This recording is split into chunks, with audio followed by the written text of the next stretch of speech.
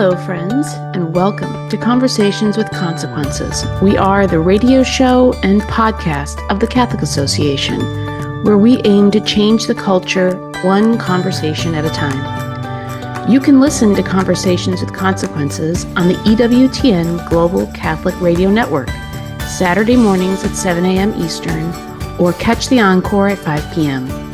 We are also on Sirius XM channel 130. Of course, our radio show is also a podcast. Go to thecatholicassociation.org or directly to wherever you listen to your podcast. Welcome to the show. Welcome to Conversations with Consequences. I'm your host today, Ashley McGuire, and we're so fortunate to have back with us our friend, Ryan Anderson. Ryan is a prolific writer. He's written many books and many more articles. And he's also the president of the Ethics and Public Policy Center, a very consequential think tank in Washington, D.C. Welcome to the show, Ryan. Hey, thanks for having me. It's a pleasure to be with you again. Hey, and before we launch into talking about your very interesting article in First Things, I understand that congratulations are in order and that you are expecting another baby. Well, yes, I was gonna mildly correctly to say my wife is expecting the baby. Yes. Only my transgender ideology side of it. Yes, that's Yes. true. We've both written books about sex differences, so we should. Yes. I should be more Men and clear women on are that. different. Well, No, it's fine. congratulations to you and to your wife. So Thank you. And I don't know when this will air, but as we're recording, it was yesterday morning that we discovered our cow gave birth. So I thought wow. we were going to say congratulations on the baby cow, but the baby is even better. Congratulations on both babies. Well, speaking of babies, we wanted to talk with you today about your article in First Things entitled The Way Forward After Dobbs. And I have it all marked up because it's a really important read and a very clear-eyed analysis of where we are after this consequential overturning of Roe v. Wade in the Supreme Court. And you make it clear that, yes, we won the big legal battle that we've been fighting for 50 years, but in the meantime, we've essentially lost the culture. How so? Yeah, so and I may not say it that strongly that we lost the culture, but we lost ground in the culture. I think I would phrase it that way only because I think how to enter into the essay, because the essay is like 4,000 or 5,000 words long, so it makes a lot of points along the way. But one of the points that I make is that a lot of the best parts of the pro-life movement, the most consequential, especially like in DC, were the legal parts of it. It was, the parts of the pro-life movement that were focused on overturning Roe, because the pro-life movement knew that so long as Roe v. Wade was the precedent of the land, it would prevent legal protection for unborn babies. And you look at something like the Federalist Society, you look at something like Alliance Defending Freedom, ADF, massive law firm that, helped shepherd the Supreme Court case that overturned Roe. FedSoc, the group that's responsible for all of the justices that voted to overturn Roe. Those groups are very sophisticated. They're very strategic. They're very well funded. But we don't have anything like that on the cultural side. And many of the single issue pro-life groups, Susan B. Anthony List, AUL, they've been doing great work. SBA List, getting pro-life members of Congress and the Senate elected so they could then vote to confirm those justices, right? AUL doing a lot of the state legal work. But we don't have anything trying to reform culture. We don't have anything with the same sophistication geared towards the churches. And then the second thought I would add is that it's also the case that it's, to my mind, not primarily about the sanctity of life as such, but it's about the sacrifices people are willing to make to recognize and respect the sanctity of life. And all of those sacrifices intersect with the sexual revolution. And so at some point in the essay, I make the point that there are a lot of people who, I quote Bill Maher, and Bill Maher says, look, the pro-life activists say that abortion is murder, and they're kind of right. I just don't care, right? Or I'm just, in essence, not willing to make sacrifices on my sex life because sex makes babies, and then a certain number of those babies people are not going to be willing to sacrifice to care for, or people aren't going to be willing to refrain from sex outside of marriage. And there's nothing like a pro-chastity movement in the United States. Yeah, And so that go was ahead. that was really kind of one of my key takeaways, and you do such a good job of citing the statistics of how even among people who go to church and go to church regularly, we're in the single digits for people who are, chaste on their wedding night. And even, when it comes to abortion, I think you had a statistic in there, something like 30% of women who had abortions go to church like once a month or something. Yep. And so it really shed a light on the fact that, I think you make this point in the article, that, maybe where we need to start is with people who go to church. And I love the idea of a kind of a revamped chastity movement. What would that look like to you? Is this something, because, we grew up around the same time, and this was when, talking about chastity was considered almost moronic. Like you were mocked, even though it still remains the single best way to not have an unplanned or unwanted pregnancy. But how do we make chastity cool again? Right. I mean, I think at one point in the essay, I say something like, no one wants to be a professional prude. Right. And there's some truth to that because, right, it's not going to be cool. And it's going to, it's hard to raise money for this. Like, which donors want to be saying, I'm donating to the chastity cause? Like, what foundation or institution wants to be a single issue chastity organization, et cetera, et cetera. And at one other point in the essay, I say something like, before we try convincing the secular world to live by a Christian sexual ethic, we might try convincing Christians to live by a Christian sexual ethic. And so I think, the church is the place to start. JP DeGance, I imagine he's a friend of yours, a friend of mine. He has really done just great work with his organization called Communio, which is meant to come alongside parishes, local churches, and help them with their marriage ministries. What he's discovered is that something like 80% of parishes don't have a marriage ministry. And of those that do have a marriage ministry, they have nothing after like pre-Cana.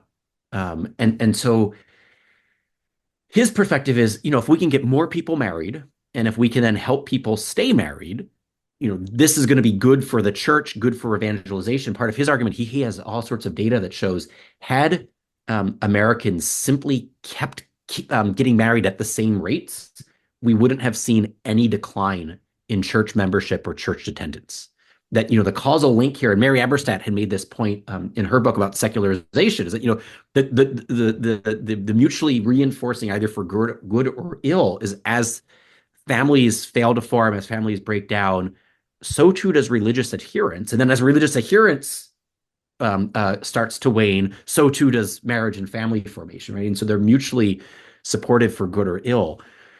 Two other statistics to share. I wanted to look up what are the stats about who gets aborted and who has abortions. And so the two statistics that I share is it's 4% of babies conceived inside of marriage that will be aborted, contrasted to 40% of babies who are conceived outside of marriage, right? So almost half of babies conceived outside of marriage will be aborted. So that's the one, who will be aborted stat. The other stat is who has an abortion. Of all of the abortions that take place in the United States, 13% of them were performed on married women. 87% of them were performed on unmarried women. And so that just leads me to the conclusion that marriage is the greatest protector of unborn babies because marriage attaches, the man and the woman to each other as husband and wife to then be father and mother to any kids that their sexual relationship produces. And, even as I say that, I'm like, that was like the talking point that we used over a decade ago in the same-sex marriage debate, right? These truths haven't changed. Human nature being what it is, our embodiment as male and female, the sex drive being what it is. The sex drive hasn't changed, but if marriage rates keep declining and if the age of first marriage keeps getting delayed, there's going to be more and more non-marital sex. The non-marital sex is going to create non-marital pregnancies. and then a certain percentage of parents will say, "I'm not prepared to be a parent," and they will choose to abort their child. And I think that's going to need to be a new area of focus for the pro-life movement. And we're going to have to get there. We're not yet there, but people are thinking about this, and I think in particular the church can be a starting point for this. And I think some of the work that JP has been doing with Communio is a good model of where to start.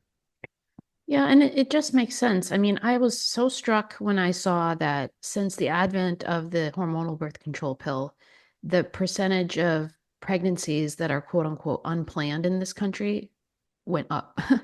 And the only thing that's changed is that the percentage of couples that have made a lifelong commitment to each other and to whatever comes down the road, including those pregnancies you weren't expecting or planning on, has plummeted. And so, of course, we're going to just see rampant abortion rates. Another point that you made in the beginning of your essay is about the law as a teacher and the fact that we've had 50 years of what you call the darkening of our national conscience. So 50 years of the law telling us from the absolute highest level that abortion is okay, and not just okay, but is an inherent right that's intrinsically tied to the flourishing of women. And I was thinking about the fact that, we had the same thing with the Supreme Court with slavery and then segregation. And it took decades to untangle that socially and to teach people that racism is inherently wrong and is a sin. And I mean, many people have said that the election of President Trump sort of buys us some time to stop some of the bleeding at the state level with these abortion ballot initiatives, and to try and sow new seeds culturally. But is it enough time? I mean, how much time do we need to teach people, basically to start over with people and to try and teach people who, as you point out, will look at an ultrasound and know that that's a baby, it has a beating heart, but that ending its life is intrinsically evil. Yeah, there's so much there. Let me try to answer in kind of like three thoughts. One is that I think that the pedagogical, the teaching impact of Roe v. Wade wasn't just like the head knowledge that abortion is a right and therefore the unborn have no rights, but it also was like a habituation into the lifestyle of the sexual revolution, the lifestyle of the hookup culture, the lifestyle of the normalization of non-marital sex.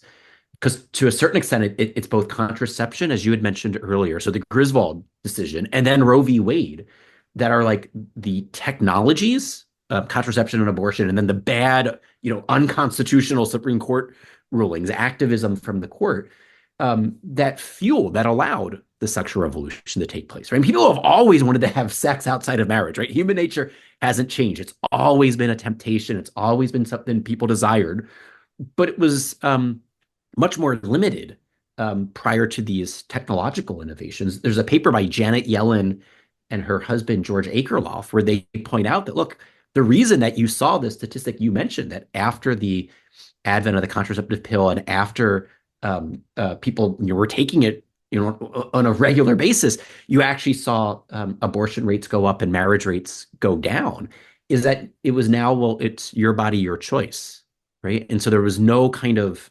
expectation of the shotgun wedding, which used to be a cultural norm, that premarital sex was truly pre-marital. It wasn't non-marital. The idea being that if you slept with someone and you were pregnant, it would then lead to doing the right thing, marrying the person, taking responsibility, et cetera, et cetera. So one thought is just that Roe v. Wade not only taught us that abortion is right, the unborn have no rights, but it has habituated us. It's allowed for 2 generations of misguided sexual behavior. Second is that you see the big change in public opinion. And I cite a bunch of Gallup polls right around 2016. And I think what that shows, public opinion had largely been stable for decades. And I think with Scalia dying and then Senate Majority McConnell leaving the seat open so that the people could decide during the election, who they wanted to nominate Scalia's successor, and then Trump winning that election, I think a lot of people started saying, "Oh wait, like there's a real possibility that Roe could be overturned." And that means I could have skin in the game in the sense of it could be my abortion or my girlfriend's abortion or my daughter's abortion that would now be prohibited. And so you see just really significant change of general public opinion. And then I break it down, young women or young people in general, women in particular, and then Democrats in particular, just huge divergence. And really bad in terms of like next generation. It's something like 80 some percent of 20 and 30-year olds right now favor first trimester abortion. And then women, it's been like a 10-point change. And then Democrats, it's more or less abortion on demand. So, Kamala Harris was not out of step with the base of her party. And I think what that symbolizes is just that, some of it might have been a backlash to Trump, who knows? But I think it was more what he symbolized and then what he and his justices accomplished, which was the overturning of Roe. I've used the line that, historically people have said I'm in favor of three exceptions: rape, incest, life of the mother. What we're discovering in these ballot initiatives is that voters want a fourth exception, which is my case, or again, my daughter, my wife, whoever. So that's the second thought. Last thought is there has been a huge unanswered lies that the media and activists have told about these state pro-life laws. So much of I think the reason why you take those first two changes and then you add in the third explains why we've been losing at the state ballot initiatives is that there are genuinely people who think miscarriage will now be illegal. Ectopic pregnancy, you will not be able to get treatment for it. Mothers will be dying because of these pro-life laws, despite the fact that every state that has a pro-life law in the books has explicit provisions in those very pro-life laws that no one will be denied life-saving medical care. No one will be denied treatment for miscarriage or ectopic pregnancy. But pro-lifers were consistently outspent. We were outspent 15-1 in the Missouri ballot initiative from last week. We were outspent 10-1 in Florida. And the only reason we even won in Florida was because it was a 60% threshold. DeSantis did heroic efforts in combating the media lies. But unless you have a politician like DeSantis, pro-life activists don't get to go on, the mainstream television shows and radio shows in the same way that the political class does. And maybe this is a fourth point. I would say with few exceptions, and DeSantis is one of the exceptions, many of our political leaders have retreated from the battle. They've run away from the issue. And we saw how President Trump himself, at first he criticized the Florida law. And it was only after pushback from pro-life activists that he then said, look, I'm going to vote against the pro-abortion ballot initiative. But he said he thought 6 weeks was too soon, that women needed more time to decide, right? More time to decide what? To kill their baby, right? And so we're not getting the pro-life leadership from the top that we need to shape public opinion. Well, speaking of the top, we're, going to have a very interesting shift here with not just President Trump, but also Vice President J.D. Vance. And, you mentioned these states and how they all have these explicit life of the mother exceptions. And they also, many of these states that have passed very strong pro-life measures have done it in tandem with very generous, to the tune of tens of millions of dollars, programs to help women. And there's definitely, I sense, a shift among some that think that what we need to do is lead with more of a kind of like set aside the abortion topic and instead focus on pro-family politics and legislation that prioritizes the family, that helps make it a better environment for women to bring their babies into the world. And this has definitely been at the center of J.D. Vance's career. And, you allude to this in your article that this can be good, but we also have to be careful that we're not just creating more reverse incentives. And so I want to get your take also on this new piece by Emma Green entitled The New Pro-Life Playbook that just came out in the New Yorker, where she talks about this and the kind of shifting of the party towards prioritizing the family, or what she calls the family's turn. What's your take on the piece, and what's your take on this push by some in the party, spearheaded very much by J.D. Vance, to make family politics first and foremost, or that's at the center of our conversation on these issues? Yeah, great series of questions. A couple of thoughts. One of the things that I say in the first things essay is I quote a report that colleagues of mine at EBBC put together, and they looked at every state in the 2 years post-Dobbs that had passed a pro-life law protecting unborn babies, also passed a wide variety of measures assisting the mothers of those babies. And some states did this to the tune of like millions of dollars. This is, pre-Dobbs, but a good example of this is back when Texas passed its heartbeat bill. And remember, Texas found a way of going around Roe v. Wade by making it like a private right of action, like a civil procedure where there was no government official who would be enforcing the provision. And so there was nothing for the court to kind of strike down. That same session of the Texas legislature, they also allocated an additional $100 million a year to the Texas Alternatives to Abortion program. Right. And so here you have like a deep red state saying, look, we want to both protect babies from lethal violence, and we're going to do a 6-week bill. We're also going to put money where our mouth is and, actually provide funding for alternatives to abortion. Every state in America that passed pro-life laws in the aftermath of Dobbs did something like that. Many of them did multiple things like that, right?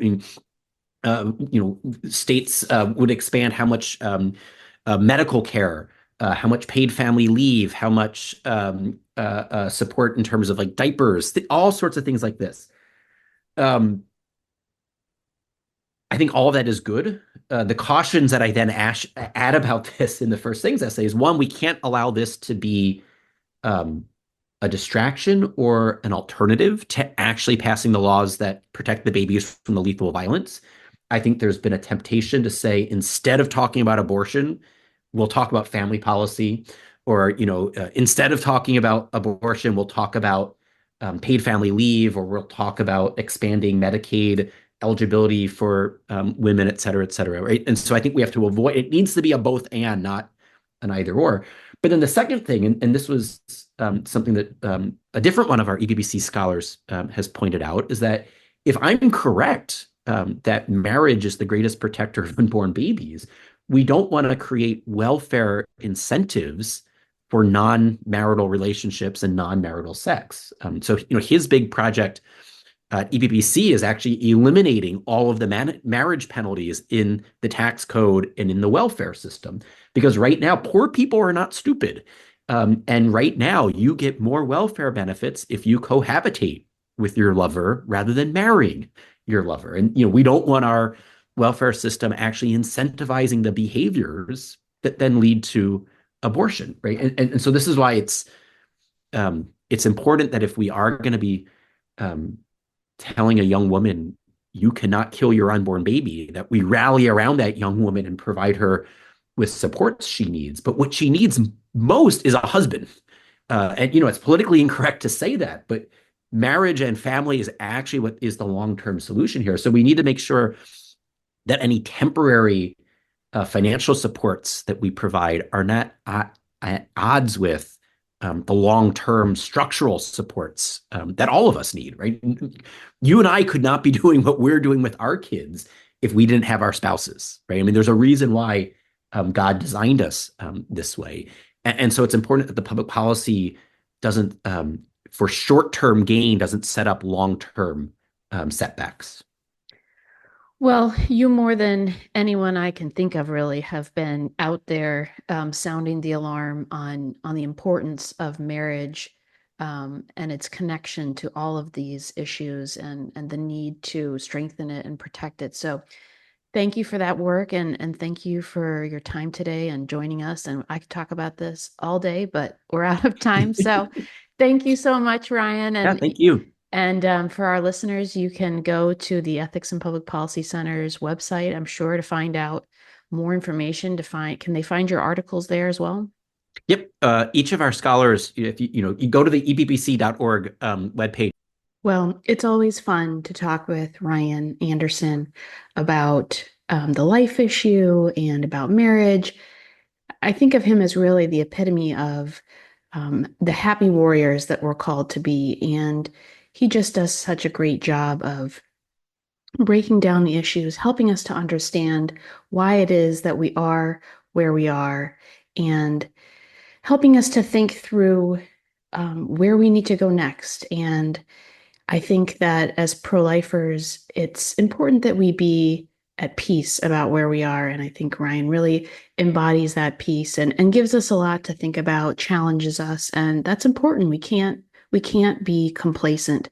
So what a gift to have him on. We'll have to have him back. And for a part two, maybe he and I can discuss we both have books on sex differences and gender ideology, another really difficult but important topic. So wonderful to have Ryan on. And next, we're going to turn to a special guest from the Knights of Columbus, who's going to be talking to us about a really important video series that they've produced on virtues. And goodness knows that our culture is so lacking in virtue and I think really craving virtue and hungry for it. And so I think you're going to be really excited to hear about this important video series that they're producing, which is exactly what the culture needs right now. So stay tuned.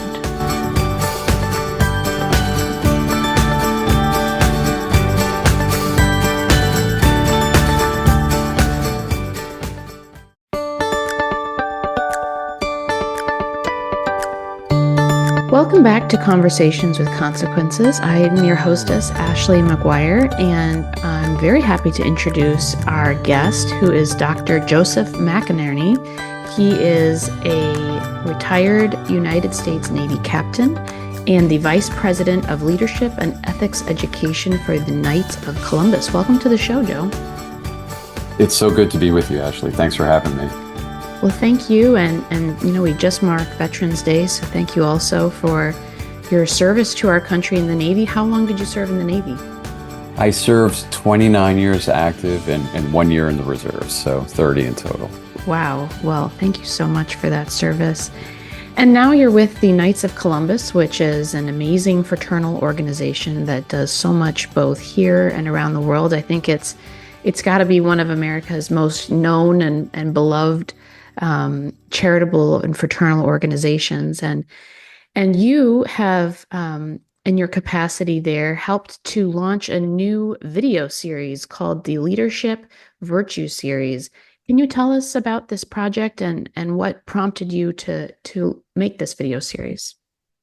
Well, there were a couple of things that came together that at the genesis of the series. First is really Patrick Kelly's vision for the Knights. One aspect of that vision is that the Knights can be a place where men can go to become great leaders. And so we wanted to develop a leadership curriculum that would help men really leverage the experience they get in the Knights. One of the great things about the Knights is if you spend any time in the organization, you'll likely end up in a leadership position. And to learn leadership, the best way to do it is to practice it in a position that gives you leadership responsibility. So the Knights often offer that. What we want to do is match a curriculum that enables people to reflect on those experiences and draw good conclusions from them, and then actually practice to be good leaders. So that's the foundation. And then within the Knights have established what they call the core initiative, which is really revitalizing the Knights, re-engaging the men of the Knights of Columbus with the spiritual roots of the Catholic tradition, getting men. The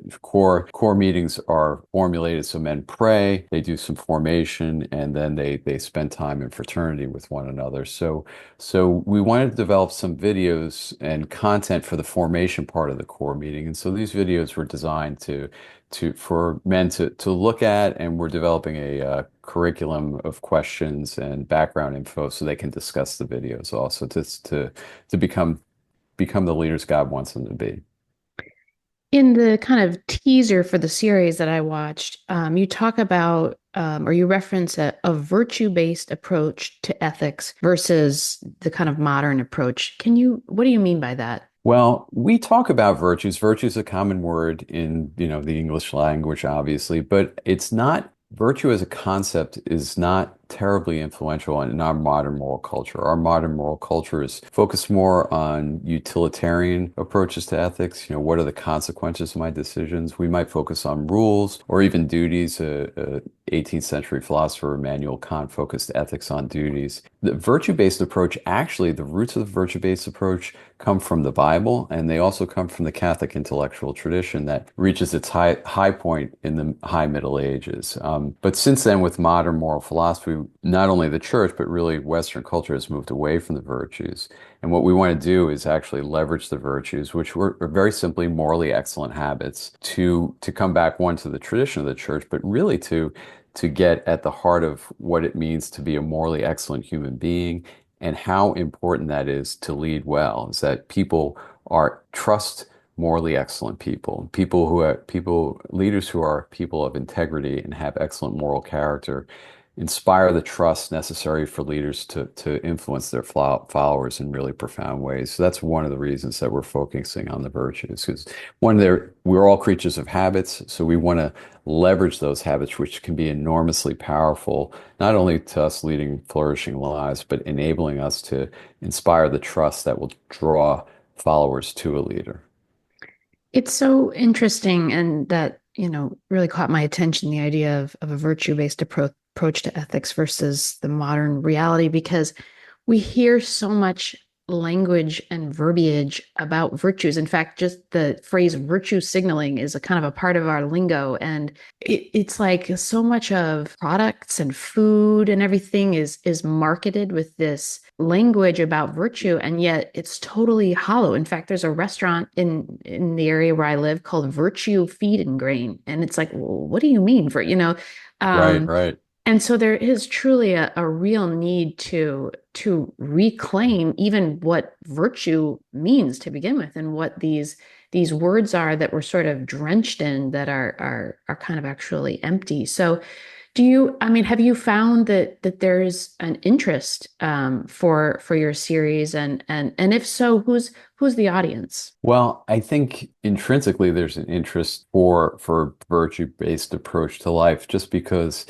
people want to live full and flourishing lives, and that's the promise of the right understanding of virtues. It's so interesting that you bring up the empty aspect of it too, because it just it's like iPhones. They're incredible tools, and they can be used for good and for bad. A term like virtue can have tremendous depth of meaning, and we can use it in a very superficial way. And I think virtue signaling you're exactly right. That's a superficial way to use the idea. But virtue in that sense, so the word for virtue in classical Greek language is arete, and arete can be translated in two ways. It can be translated as virtue, or it can be translated as excellence, actually. And so we wanted to, you apply it in the context of ethics. Virtue is a morally excellent habit, so to speak. So we want to get at that kind of depth. And this, we find, to be honest, I think it appeals to men and women, but I think it particularly can appeal to the men of the Knights of Columbus, who we're obviously trying to aim at and say,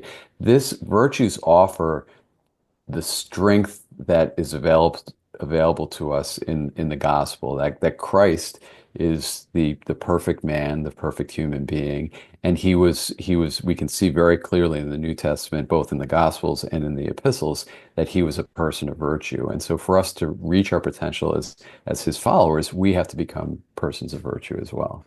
What are the virtues that you really delve into this series? Well, this series really is kind of a beginning, because there are so many virtues. The church's tradition focuses on theological virtues of faith, hope, and charity, or love. And then there's the cardinal virtues of prudence and temperance, courage, and justice. And underneath those four cardinal virtues is a whole host of virtues. So a discussion on virtue can be very long because there's so many. What we have focused on in this first approach to leadership are what we think are the key virtues. First of all, if a virtue is an excellent habit, the first habit for every Christian person, men and women, has to be prayer. Habitual prayer is the foundation of our ability to do the good things God is asking us to do in our lives. And then from there, we look at two virtues that are particularly important for leadership. The first is magnanimity, is the traditional title for this, and for that virtue, and that's the ability to recognize your God-given strengths and talents. That's something that every leader needs to be able to do. And the parallel, or maybe the opposite pole of that, is the virtue of humility, where a person, and humility is a very rich, morally excellent habit. But just to put it concisely, humility is the ability to recognize one's weaknesses. And so magnanimity and humility are these two virtues that are kind of in tension with one another, but they are both crucial to excellent leadership. Leaders need to be both magnanimous and humble if they want to be effective. So we start there with those two virtues after we talk about prayer in the series. Do you think that there's virtues that, I'm trying to think of how to formulate this question, but I'm interested in sex differences. I've written a book about the differences between men and women. And are Yes. there virtues that men struggle with more, or are there virtues that men are more called to? If you get the gist of my Yeah, question. that's a great question. And to be honest, Ashley, it's not something that I've thought about too much because obviously I'm a man, so I approach this from my own particular strengths and weaknesses, and which are imbued with my own masculinity. I would say one thing that men can struggle with particularly is the virtue of temperance. It's the type of thing. I used to say this to my students at the Naval Academy when I was teaching there. Can you get too much of a good thing? And all the guys in the room, they would just be shaking their heads saying, "No way, you can't do it." And I'd be like, "Well, actually, yes, you can. You can have too much pizza and you can have too much beer." So God's created us in this such a wonderful, beautiful way, in this differentiation between men and women, and I think it's hard to make general claims about the particular virtues for both of the genders because I think there's so much of your individual personality, your own formation that is bound up with that, and that's why there's a transcendent aspect of the virtues. So men and women equally can be prudent. They can equally be just and temperate and brave and courageous. Just to use the four cardinal virtues. So, but it'll manifest differently in men and women's lives, I think, too. And that's probably a really rich subject to explore. It's not one that I would want to claim any expertise on, though. Well, you mentioned teaching at the Naval Academy, and I think that, we really associate so much virtue with the military and military service and learning in a military environment. And, I was going to ask you about your trajectory from being in the Navy to producer of a video series, but, how do you think your time in the military, 30 years of service really helped give you kind of a baptism by fire in the virtues? Absolutely. And I think this happens in basic training for all the services. For my basic training did happen at the Naval Academy when I was a student there. They call it plebe summer. And especially for young men and women, it's really an overwhelming experience. A lot of times your head is shaved if you're a guy. If you're a woman, you get a very short haircut. You're kind of almost made anonymous and you're put into a platoon or a unit. And then you're challenged both physically and intellectually. And, the philosophy or the background is, you kind of break people down and then build them up. And for me, that was a time to be renewed in a lot of ways in habituation. I did not realize it at the time at all. But that experience kind of set a foundation in which I could begin to build good habits. And so I think that's one of the great gifts that military service has to offer military members is the environment is structured, but it's also very powerful, and the intensity can produce morally excellent habits in a way that's unique. And I think I've definitely benefited from them. I've got a long way to go. You can ask my wife how many vices I have, which are bad habits, but I can tell you I've come a long way too. And my military experience, I have to admit, is a big part of that. Well, it's just so wonderfully refreshing to even hear somebody kind of speaking plainly and boldly about virtue in a culture that just doesn't value it, even if it, co-opts its language. But so the Knights of Columbus, I mean, is the its endurance despite the culture, I think, is really a testament to the organization. And how long have you been a member of the Knights of Columbus, and to what do you ascribe the fact that it's just still this thriving organization, despite kind of the bottoming out of the culture and the devaluation of kind of single sex organizations, institutions, even education? Yeah, that's a great question. It's really interesting. At the time of the founding of the Knights, there were many hundreds of fraternal organizations in the United States. There are only a handful that are left. And you're right, the Knights are there, and the organization is quite large, and it is dynamic, and it's fruitful. It's not a perfect organization. We have to renew ourselves, and we constantly have to work hard to do that. I think the foundation of it was founded by a priest, Blessed Michael McGivney, and the foundation of it for its enduring is the Holy Spirit. There's nothing else I can point to. As long as the Knights are engaged in prayer and keeping, God's spirit, Christ's spirit at the center of what we do, I think we will persevere. And if we get away from that foundation, we will struggle just like any other organization. So I think that's at the heart of it. It's also, your question is great because there's complexity there. There are other aspects of the Knights that help give life to the spirit within the organization, whether it's our structures or the different things that we're able to do, whether it's, the charitable works. Charity is something that draws men into the organization. That's something that we're known for, and so that certainly has helped keep us alive over the time. But I mean, I think that endurance is a gift of God's Spirit, to put it simply. I also think, you mentioned humility as kind of a really key virtue, and I know you have a book about it. And I think when I think of the Knights, I think of humility. I think of all the hidden work that's done behind the scenes. There's no, I volunteer with a women's pregnancy resource organization, and it's the Knights who assemble the cribs, and they just show Right, up and they assemble the right. cribs, and then they leave, and they're not out there boasting about it. And, or if it's, like the pancake breakfast, they're just kind of doing this quiet, humble service. And it's just such a beautiful thing. Well, we're almost out of time, but tell us, where can people who are interested go to see these video series, and where can they find out, about your work and your books and all of this? So the videos can be found on the Knights website, which is KOFC, not KFC, it's in Kentucky Fried Chicken, KOFC.org/virtues.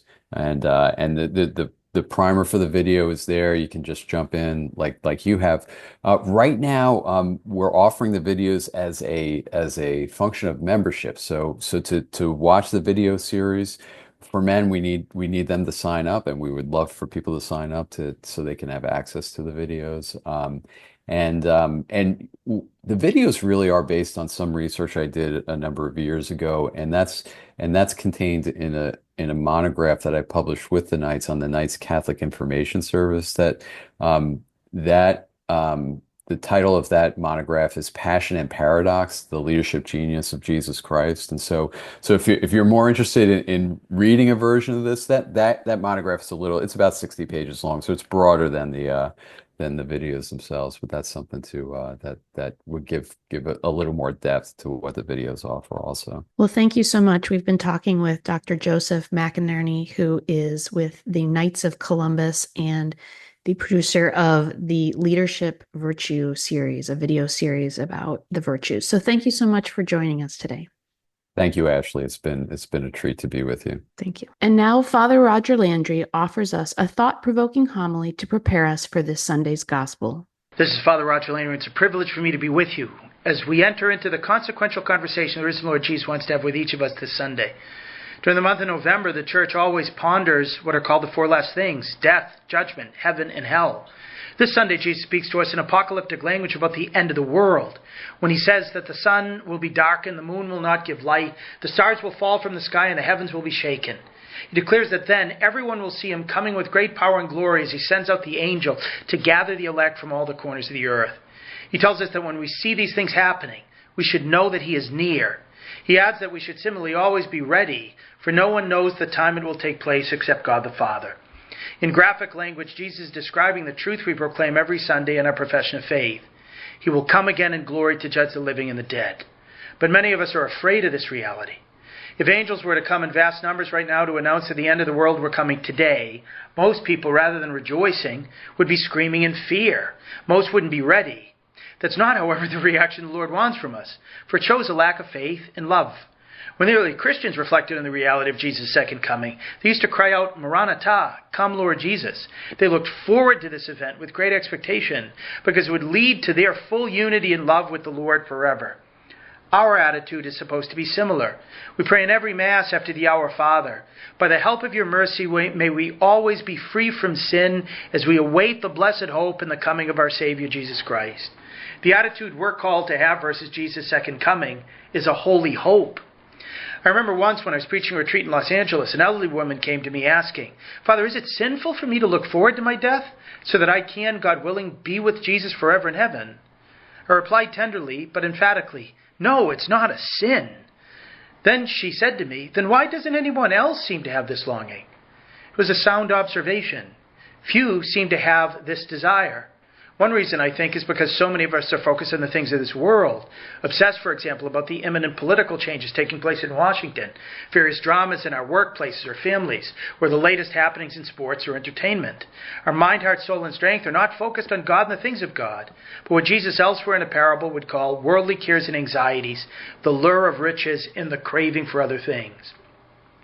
Another reason, I think, may have to do with the first part of the prayer just cited from the Mass, and the link between our being free from sin and our ability to wait in blessed hope for the coming of the Lord. I'd like to illustrate this point with a story from my childhood. When I was a kid, most days I would wait with eager expectation for the return of my dad from work about 4:15 in the afternoon. At about 4 o'clock, our black Labrador retriever would start pacing around the house with its tail wagging. Each of the 4 kids would take regular glances at the clock. Eventually, we would hear the shutting of the heavy steel door of my father's van, and we would all hustle toward the back door through which he would come, all wanting to be the first to jump into his strong arms and welcome him home with a hug and a kiss. We loved our dad and couldn't wait for him to return so that we could be with him. This is what happened, as I said earlier, on most days. On other days, I would actually dread his return, precisely on those occasions when I had done something that I knew he wouldn't appreciate, and about which my mother had promised to inform him on his arrival. On those afternoons when 4 p.m. came around and our dog began his excited daily ritual, I was looking for a place to hide underneath the clothes in the closet of my bedroom. I think this experience is a parable for our disposition in front of the return of the Lord. If we really love the Lord, we're impatient for his return so that we can be with him. We're like family members in airports awaiting the first sight of loved ones returning from deployments or travel overseas, ready to scamper across arrival terminals to embrace them. Similarly, if we're ready to greet Jesus, it's a time of blessed hope and expectation. For those of us who have done something wrong, however, who haven't been free from sin, who haven't been doing what we ought to have been doing with the gift of our life, then it's something to which we do not look forward, something even that we can dread. So, how do those of us who fear the coming of the Lord, either at the end of time or at the end of our life, whichever comes first, and either may come before this homily is finished, how do we become those who can await his coming full of blessed hope? The great saints have told us the secret to this transition. It's by living each day as if it were our last, by being ready at every time to meet the Lord, by getting everything in order, so that not only we will not be caught off guard when he comes, but rather on fire for a loving reunion. Thomas à Kempis' spiritual classic, The Imitation of Christ, he counseled all believers on how to do this. He wrote, very quickly there will be an end of you here. Take heed, therefore, how it will be for you in another world. Oh, the dullness and hardness of man's heart, which thinks only of the present and looks not forward to the future. You ought in every deed and thought so to order yourself as if you were to die this very day. Happy is the man who has the hour of his death always before his eyes and daily prepares himself to die. When it's morning, reflect that you may not see the evening, and at eventime dare not to boast yourself of the morrow. Always be prepared, so live that death may never find you unprepared. Many die suddenly and unexpectedly. Jesus says, for at an hour you do not think the Son of Man will come. Strive then, now, to live in such a way that at the hour of your death you may rejoice rather than fear. Learn now to die to the world so that you begin to live with Christ. Learn now to spurn all earthly things, and then you may be freely able to go unto Christ. Think of nothing but your salvation. Care only for the things of God. Make friends for yourself by venerating the saints of God and walking in their footsteps, so that when you die you may be received into eternal dwellings. Keep yourself a stranger and a pilgrim upon earth, to whom the things of the world belong not. Keep your heart free and lifted toward God, for here we have no lasting city. To him direct your prayers daily with cries and tears, that your spirit may be found worthy to pass happily after death to its Lord. Kempis' spiritual wisdom, which has formed many saints over the last 6 centuries, is based on the insight that it's only when we realize that today may be our last, that we may not have the opportunity to put off the truly important things until tomorrow, that we begin to think clearly and get our priorities straight. We act differently toward people when we realize that our next interaction with them might be our last. We begin to look at time differently and no longer wish to waste it on diversions. We're not tempted in the same way toward the harsh word, the impure thought, or the vengeful action, knowing that that might be the last thing we ever do. We begin to have a far deeper appreciation for prayer and the sacraments in the church. We cease to sleepwalk spiritually and become fully alert to the meaning of every moment, thought, word, and deed. Back in 2011, 2 days before he would retire as the Archbishop of Philadelphia, Cardinal Justin Regali wrote for the priests of his archdiocese an extraordinarily beautiful meditation on Christian preparation for death. He wrote provocatively, "Preparing for death is the greatest opportunity in our life. Rather than dreading death as the inexorable occasion in which our life will be taken from us, we can all learn from Jesus," he said, "how to make our death an act of supreme self-giving love." He advised that we focus on 2 gospel passages. The first is Jesus' words, "No one takes my life from me, I freely lay it down." Just as Jesus made his death an act of self-giving love, so we can do the same. The Cardinal continues, "Seen in this perspective, death is the moment to give all, surrender all with Jesus and in union with his sacrifice. When anticipated by an act of loving acceptance, death is an opportunity to say yes to the Father, just as Jesus did, to say yes with all our heart." That leads us to the second passage, Jesus' last words from the cross, when he cried out, "Father, into your hands I commend my spirit." Our self-giving love is a self-entrustment to the Father, something the Cardinal urges us to do every day before we go to bed, as the Church does in night prayer. He comments, "When the hour of death comes, we may not be conscious. It may come very suddenly by reason of an accident or a heart attack. There are 1,000,001 possibilities left to our imagination, but this doesn't matter. The point is, the surrender will have been made thousands of times. The Father will understand that each of us had the power which we exercised, the power with his Son Jesus to lay down our life freely, lovingly, and definitively. Then there will be no obstacle to the consummation of our love. Life and holiness will be ours forever in the communion of the Most Blessed Trinity." Since preparing for death is the greatest opportunity in our life, Cardinal Regali concludes, now is the time to give all. Let's take full advantage of this month of November and the consequential conversation with Jesus in the Gospel this Sunday to form in ourselves this habit of daily self-offering. Each day let us pronounce the definitive yes to God that we want to say on the last day of our life, at the hour of our death, and for all eternity. This is the means by which when the sun and moon darken and the stars seem to fall, when Christ comes in glory to judge the living and the dead, rather than be afraid, we will run out to meet him, free from sin, as the fulfillment of blessed hope, ready to jump into his gloriously scarred hands to be embraced by love forever. That's the way we make practical the Church's beautiful bridal call, Maranatha. Come, Lord Jesus. God bless you. Thank you, Father Roger Landry. Make sure to catch all of his great work at CatholicPreaching.com, or you can follow his writings at the National Catholic Register. Go to ncregister.com. And until next time, we wish you all the very best, and you go with our prayers.